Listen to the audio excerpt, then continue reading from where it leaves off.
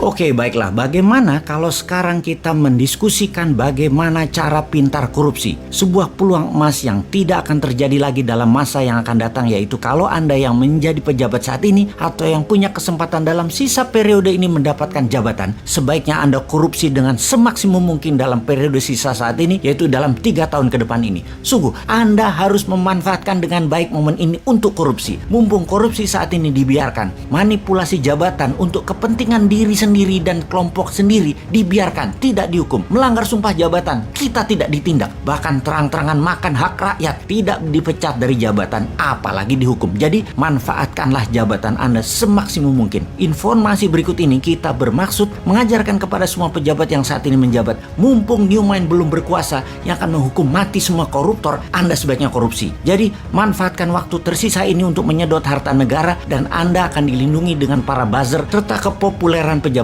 tertinggi yang dengan cantik punya pasukan media yang hanya memberitakan bagusnya saja dari karya-karya pakai hutang yang hutangnya tidak diungkap, hanya bentuknya yang diekspos, hanya yang sukses seperti jalan tol, bandara, sirkuit atau apapun, semua yang sukses saja yang diekspos. Kita akan mengajarkan bagaimana korupsi itu dilakukan. Oke? Pertama, mainkan anggaran daerah, anggaran pusat, anggaran departemen, dan anggaran BUMN. Pastikan Anda punya teman atau sahabat yang Anda percaya untuk dimenangkan tendernya, diatur pagunya, dibuatkan spek produk sesuai dengan bohir Anda. Teman Anda tadi pastikan punya mitra yang memang pengalaman untuk bisa menyelesaikan proyek tersebut sebagai subkontraktor atau sub-supplier Anda. Teman Anda yang dimenangkan tendernya dan mendapatkan proyek tadi tinggal disubkan, nggak kerja, dapat cuan. Pastikan semua proyek dan anggaran di tangan Anda jatuh ke perusahaan kroninya Anda. Cara kedua adalah ciptakan proyek angin ribut dalam tanda petik. Proyek terlihat keren dan yang membuat masyarakat akan melihat Anda seperti orang sukses. Kemudian buat teman Anda yang dapat proyeknya tersebut. Proyek angin ribut ini kalau di daerah kerjasama dengan DPRD, pastikan semua politikus dapat permen jatah premannya. Kalau di pusat, pastikan sobat politikus Senayan dapat juga, yaitu untuk meloloskan anggaran atau membuat peraturan yang menguntungkan Anda para pejabat. Kemudian buat proyek yang ada asingnya dengan membodohi pemimpin tertinggi, seakan kalau ada uang asing,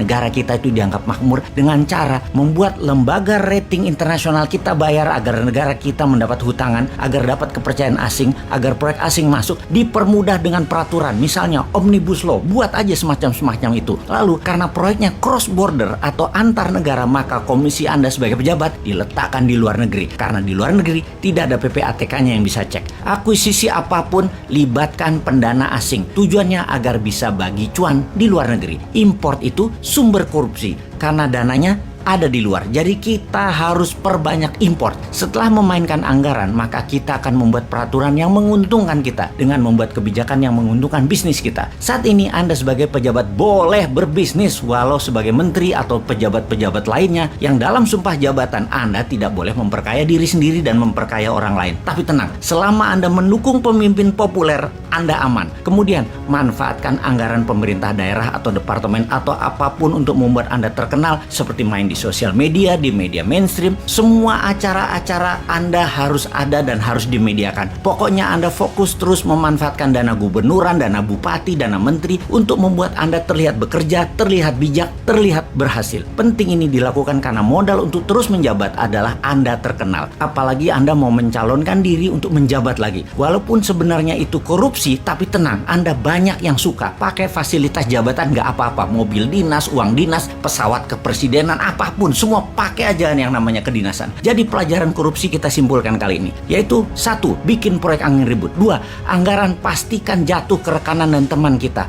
3. Ubah peraturan dan kebijakan pemerintah pusat, pemerintah daerah, departemen yang menguntungkan teman-teman kita. 4. Perbanyak proyek antar negara agar komisi berada di luar. 5. Buat proyek multi-year sampai di atas 10 tahun agar yang menanggung bukan Anda lagi ketika Anda tidak menjabat, dan komisinya kan dapat di muka. Misalnya beli pesawat terbang 100 unit selama 10 tahun. Nah, komisinya kan di depan dan anggaran nyicil 10 tahun termasuk penyerahan pesawatnya nanti. Biarkan pejabat kemudian yang pusing dan rakyat yang pusing. Terakhir adalah gunakan fasilitas dan anggaran jabatan untuk membuat Anda terkenal di media. Oke, kita jelaskan nanti yang lebih rumit lagi, namun dapat dipastikan rakyat tidak akan tahu. Jadi yang sedikit ini dulu diperbanyak korupsinya. Selamat menikmati sisa jabatan Anda.